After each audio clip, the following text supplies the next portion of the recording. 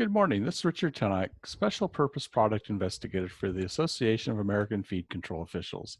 AFCO strives to facilitate consistency in feed laboratory results, feed inspections, feed labeling, and feed ingredient nomenclature. To that end, there's been some disparity in the market on how flavors are labeled in animal feed. Let's take about 10 minutes and see what the rules are. Hopefully, this will assist label reviewers and industry alike. We'll start out simple and work to the more complicated examples. And finally, we'll provide some resources that provide the common or usual names for flavor ingredients. So overview here, we're going to have labeling in a single flavor ingredient. We'll look at multiple ingredient flavor premixes. Premix here is intended to be a blend of ingredients whose intended use is provide flavor in the feed that it's added to. A little different use of premix than we're used to. Using the elective declaration in a flavor premix, labeling flavors in finished feeds, and then lists of reviewed feed ingredient flavors. So I kind of give you guys some resources. So let's dive in. The straightforward understanding of the regulation is that you should list every ingredient in the ingredient statement by the common or usual name for feed flavor products that are intended to be used in the further manufacture of feed. This is also how you would do a single ingredient product. There are two sections of 501.22 that cover this. The first one in 5022 G1, a flavor shall be labeled in the following way when shipped to a food manufacturer or processor, but not the consumer, for use in the manufacture of a fabricated food, manufactured food, okay, unless it's a flavor for which there's a standard of identity, and we don't really have a lot of those, in which case it shall be labeled as provided in the standard. So number one, if the flavor consists of one ingredient, just use the common or usual name. In cases where the flavor contains a solely natural flavor, the flavor shall be so labeled. Example given: strawberry flavor, banana flavor, or natural strawberry flavor. In cases where the flavor contains both a natural flavor and an artificial flavor, the flavor shall be so labeled. Example: natural and artificial strawberry flavor. In cases where the flavor contains solely artificial flavors, the flavor shall be so labeled. Example given: artificial strawberry flavor. So they've used both natural and artificial, and they've called out what the flavor is.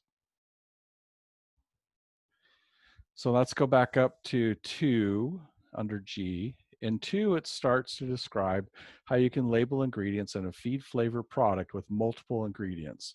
The regulation allows 2 ways to represent flavor ingredients. You can use the common or usual name, or you can use a declaration. All flavor ingredients contained in this product are approved for use in a regulation of the Food and Drug Administration. 501.22 goes on to say that any other non-flavor ingredients still have to be listed in the label. Remember, we're still talking about products with the intended use of providing flavor in animal feed. Some states have not adopted this federal regulation, and you may get some pushback on products that are labeled with this declaration. It is an elective declaration. Here's an ingredient statement snippet from the real world product to show how this could be done. And you can see down here that they've got the little asterisk after the natural and artificial flavor ingredients. All right, let's look on down here. Now let's talk about how to represent flavors in the final feed. Notice the declaration allowed in flavor products is not allowed in these types of products. So spice, natural flavor, and artificial flavor are defined in earlier parts of the regulation.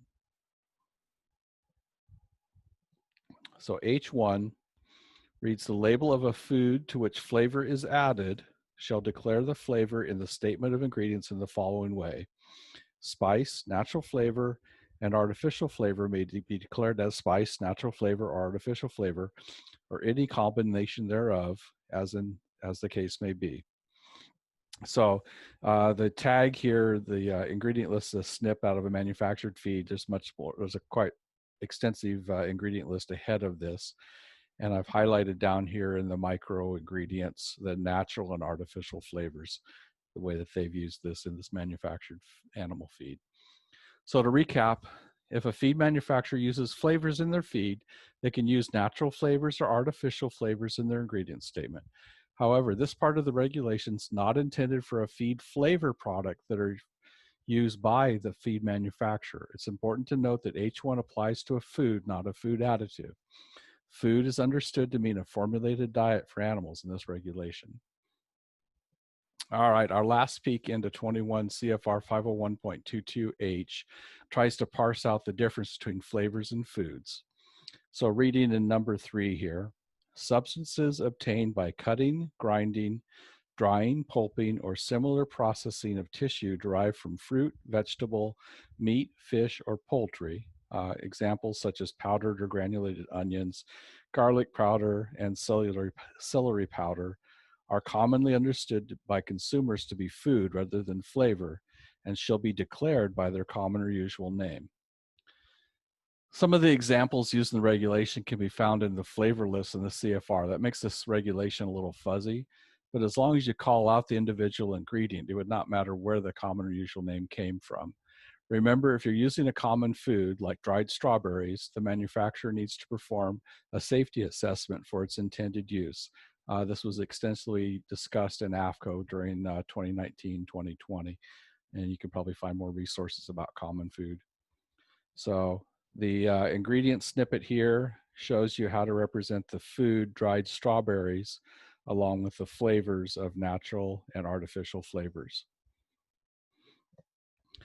So looking back over our discussion, our takeaways are that the default action would be to list all ingredients contained within a feed. We looked at how to label single ingredient flavors, multiple ingredient flavors, as well as how to represent flavors in the final ration.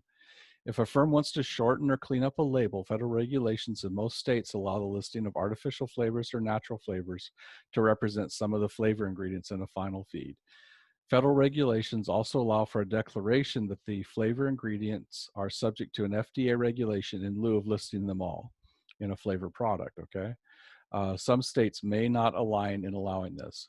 Lastly, when labeling the finished diets, manufacturers should be clear in their own mind if they are using a defined or CFR listed feed ingredient flavor, or if they need to perform a safety assessment for a common food.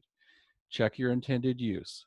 Your ingredient supplier should be able to provide an AAFCO number, a CFR reference, or their safety assessment if it's a common food. Here are some feed flavor resources. You can always send ingredient questions to definitions@aafco.org, but please first look for your ingredient or any spelling variations of it in the AAFCO official publication and in the online database of ingredients. ODI comes free with the purchase of the online official publication of AAFCO, which you can get at the website www.aafco.org on the Publications tab. The official publication has a table 87.30, which now has a list of human food flavoring agents acceptable for use in animal food, and those are not going to be listed in this federal regulations. 21 CFR 501.22 is fairly long. We've only looked at a couple sections of it. The CFR has several lists of flavor sources at 582.10, 20, 50, and 60. Thank you for your attention.